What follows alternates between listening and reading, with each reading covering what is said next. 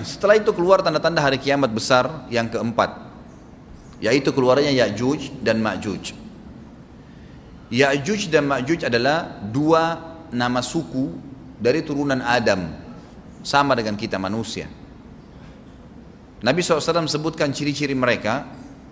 Mata mereka sobekannya kecil sehingga mata mereka kelihatan seperti sipit, tapi bola matanya besar. Mereka memiliki rambut yang keriting dan mereka memiliki poster yang umumnya seperti poster manusia. Hanya saja mereka ini memang menjadi fitnah, tanda-tanda hari kiamat. Mereka tidak berbaur dengan manusia yang lain. Salah seorang di antara mereka tahu kalau dia akan mati kalau sudah memiliki anak 1000. Tidak ada pengikutnya dari manusia biasa. Pada saat saya pelajari tentang Ya'juj Ma'juj ini tingkat 3 kuliah, kurang lebih waktu itu tahun 96, 97. Dosen saya membuka kitabnya membahas masalahnya, saya sempat tanya sendiri, saya bilang, Syekh, jumlahnya Ya'juj Ma'juj itu berapa banyak? Dia bilang tidak terhitung jumlahnya. Karena ada hadis yang berbunyi mereka akan mendatangi sebuah sungai, kalau tidak salah namanya Sungai Tibria. Sungai itu sekarang ada, besar. Bayangkan sungai ya, airnya banyak mengalir. Kata Nabi SAW, mereka akan mampir dan minum di situ.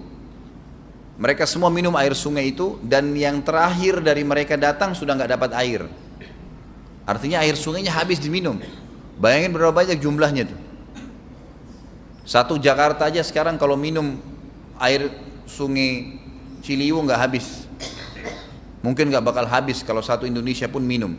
Bayangkan berapa banyak jumlah mereka tuh. Tidak terhitung. Nanti kan kita bacakan ayat-ayatnya tentunya. Banyak sekali ayat berhubungan dengan masalah itu. Tapi yang jelas pada saat itu Nabi SAW mengatakan Allah berfirman kepada Isa, berkata, wahai Isa, aku akan mengeluarkan hamba-hambaku yang tidak ada seorang pun dari kalian bisa mengalahkannya, termasuk Isa alaihissalam, nggak bisa mengalahkan. Maka selamatkanlah dirimu bersama dengan pengikut-pengikutmu ke Gunung Tur namanya. Gunung Tur ini ada di Palestina. Ya. Ini rata-rata nanti hari kiamat ini di Syam, banyak negeri Syam kita. Gitu kan. Maka Nabi Isa pun alaihissalam menyelamatkan diri dengan pengikutnya ke Gunung Tur yang diikuti sama orang-orang yang beriman. Lalu tentu yang bisa ikut yang terjangkau pada saat itu, karena dunia sangat luas. Maka yang tidak sempat ikut dengan Nabi Isa alaihissalam mereka dibunuh oleh Ya'juj Ma'juj. Allah subhanahu wa ta'ala memberikan ciri khas mereka, artinya cirinya mereka ini, mereka dihimpit di sebuah gunung. Di surah Al-Kahfi dijelaskan oleh Dzulkarnain. Dzulkarnain khilaf antara ahli sejarah mengatakan dia nabi atau dia orang saleh. Tapi Allahu alam, saya cenderung dengan pendapat yang mengatakan dia adalah seorang nabi. Karena Allah SWT angkat ceritanya dalam Al-Quran. Dan Allah berikan dia banyak mukjizat. Di antaranya mukjizatnya adalah menahan Ya'juj Ma'juj waktu itu ingin membuat kerusakan di zamannya dia dulu. Jadi memang Ya'juj Ma'juj ini ciri khasnya, kata Nabi SAW, mereka memakan apa saja, batu, kalau hewan-hewan itu kalah jengking sama ular, binatang-binatang buas, harimau, mereka makan semua. Jadi bukan seperti manusia normalnya. Mereka membunuh semua yang bukan seperti mereka. Mereka buat kerusakan. Sampai-sampai kata Nabi SAW tidak ada yang bisa mengalahkan mereka dan jumlah mereka sangat banyak. Salah seorang di antara mereka tahu dia akan mati kalau sudah punya 1000 anak. Dan tidak menikah dengan umumnya orang. 2 suku ini saja. Kata Nabi SAW dalam hadis Bukhari, kecelakaanlah bagi orang-orang yang ada di Jazirah Arab. Kemungkinan besar makna ini adalah tempat mereka dekat dengan Jazirah Arab. Sebagian ada satu syekh dari Mesir, sekarang ada bukunya sama saya dan sudah terjemahan bahasa Indonesia, judulnya Ya'juj Ma'juj. Kalau Bapak Ibu mau beli bisa, ada judulnya Ya'juj Ma'juj, tapi saya lupa penerbitnya apa. Itu agak tebal, harganya mungkin sekitar 85.000 atau 100 ribuan lah maksimal. Itu khusus, dan beliau adakan penelitian, saya baca dan memang sangat konkret dan ilmiah. Beliau mendatangkan fakta kalau tempat Ya'juj Ma'juj yang disebutkan dalam Al-Quran itu ada di Cina, tembok Cina. Jadi seperti yang disebutkan dalam Al-Quran, 2 gunung yang disatukan, di antara celah gunung itu ditaruh tembaga-tembaga.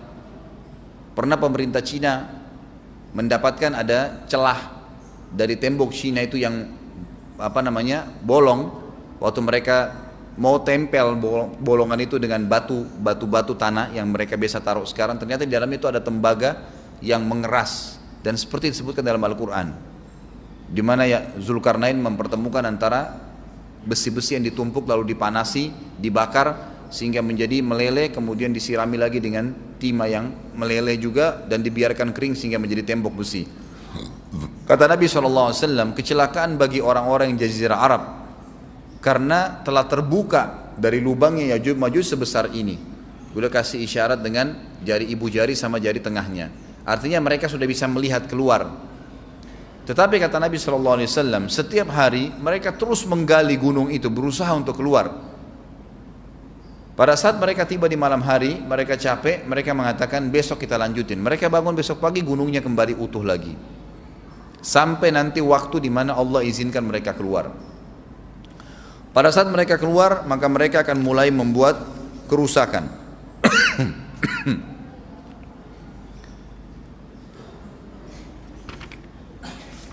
Saya coba carikan dalilnya.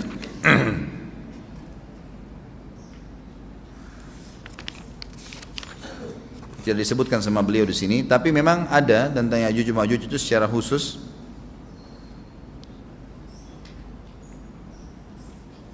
Ya ini, ada di halaman 82 ya. Al-Anbiya 96 sampai 97 ayatnya.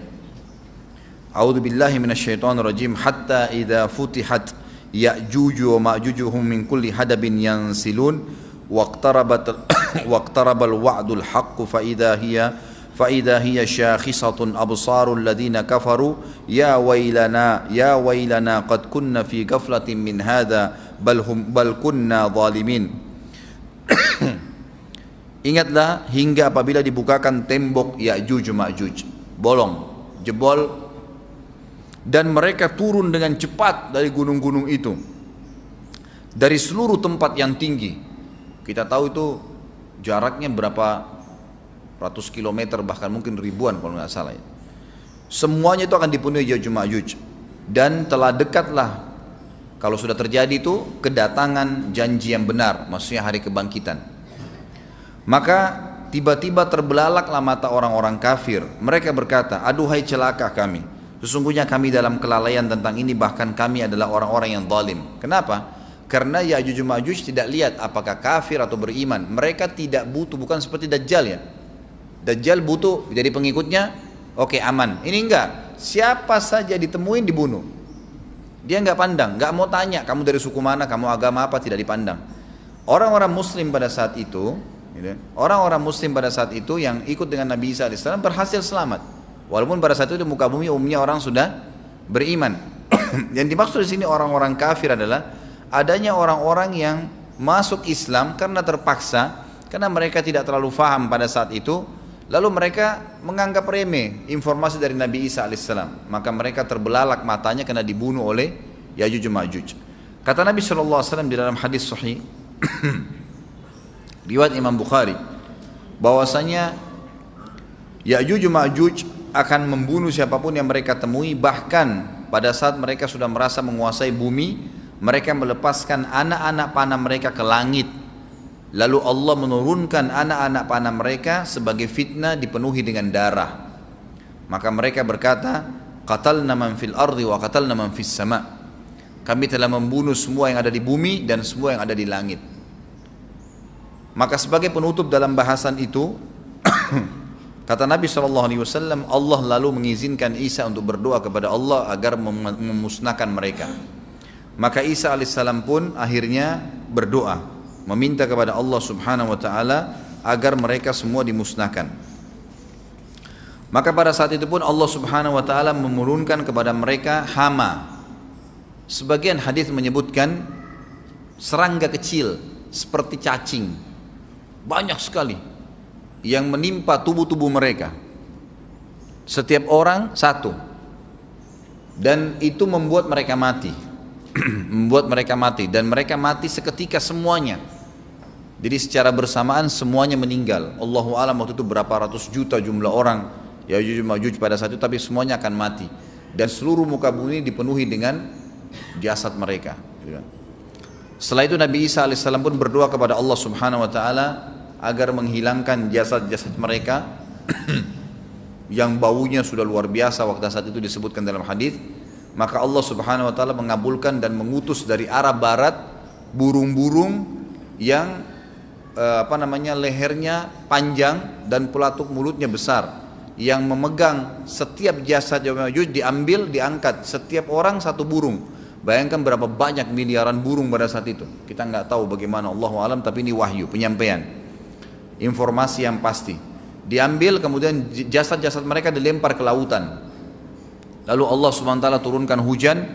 Pada saat turun hujan, maka hujan tersebut membersihkan semua bekas-bekas mereka, kotoran mereka, darahnya segala bersih. Maka bumi kembali subur lagi. Tapi tidak disebutkan berhubungan dengan masalah ini berapa lamakah kejadian tersebut terjadi.